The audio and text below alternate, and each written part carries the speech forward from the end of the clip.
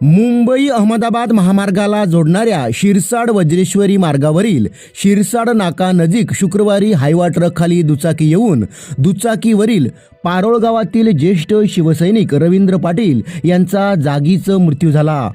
या घटनेनंतर परिसरातील ग्रामस्थ आक्रमक झाले असल्याचे पाहावयास मिळाले। हायवा ट्रक चालक मर्यादेपेक्षा जास्त माल भरून वाहतूक करीत असून अशा हायवा ट्रकमुळे आतापर्यंत अनेक अपघात घडून आले असून अपघातात अनेक नागरिकांनी आपला जीव गमावला आहे। त्यामुळे अशा भरधाव व निष्काळजीपणाने वाहतूक करणाऱ्या हायवा ट्रकवर कारवाई करावी अशी मागणी आता जोर धरू लागली आहे। सध्या शिरसाड वज्रेश्वरी रस्त्याच्या काँक्रिटीकरणाचे काम सुरू आहे। ज्या ठिकाणी अपघात घडून आला त्या ठिकाणी पाणीवाहक नाला असल्याने खुंटी मारून दोरी बांधण्यात आली आहे। याच ठिकाणच्या रस्त्यावरून दुचाकी व ट्रक एकाच दिशेने जात असताना ट्रक चालकाने डाव्या बाजूला जाण्यासाठी वळण घेतले।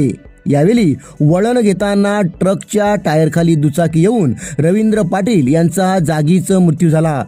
पण जर ट्रकमध्ये क्लीनर असता तर त्यांनी डाव्या बाजूला पाहून चालकास सूचित केले असते की डाव्या बाजूला दुचाकी स्वार आहे। हायवा ट्रकमध्ये क्लीनर अर्थात सहाय्यक वाहन चालक असता तर रवींद्र पाटील यांचा जीव वाचला असता। वज्रेश्वरी रस्त्यावर वाहतूक करणाऱ्या हायवा ट्रकमध्ये क्लीनर नसल्याचे स्पष्ट झालं आहे।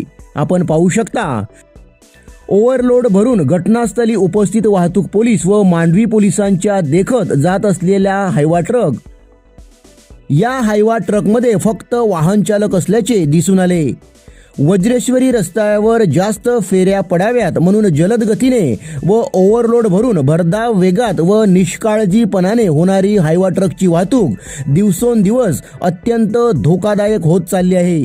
अनेक अपघातांना कारणीभूत असलेल्या या हायवा ट्रक बाबत आता महसूल व पोलीस प्रशासन काय भूमिका घेणार याकडे ग्रामस्थांचे लक्ष लागून राहिलं आहे।